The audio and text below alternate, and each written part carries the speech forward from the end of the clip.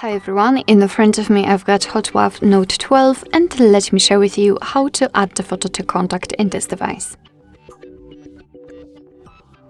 So let's start with opening your contact list, for example with the usage of the dialer. It does not really matter. Let's tap on the contacts. Let's find the contact you'd like to edit and tap on it. So let me pick Billy. Tap on this edit icon in the right upper corner, I mean this pencil icon. And let me quickly remove the photo. So this is what you will see after entering the contact without a photo. So all we have to do is to tap on add picture or simply the circle. And here we've got, that was a misclick. And here we've got three different categories from which we can choose the picture. So we've got the illustrations, which are really beautiful and really cool. So I highly recommend to check those options because probably you will find something interesting.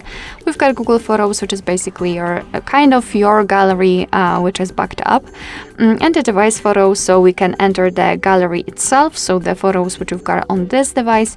And the camera, so your device will open the camera up and you will be able to take a photo of the person which is in front of you. I will pick something from the gallery. Let's find the photo and tap on it.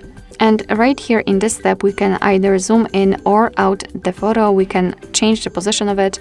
And thanks to this, we can decide what we will see after saving the whole contact, because basically this highlighted circle is responsible for it. So after positioning, just tap on choose. And as you can see, the photo has been immediately applied.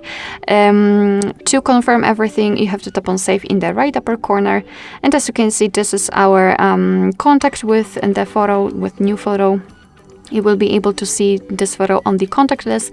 Right now it is not visible, but no worries. Basically, the device needs the time to update. And you will be able also to see it, for example, during incoming calls from that number. Alright, so that will be all. Thank you so much for watching. I hope that this video was helpful, and if it was, please hit the subscribe button and leave the thumbs up.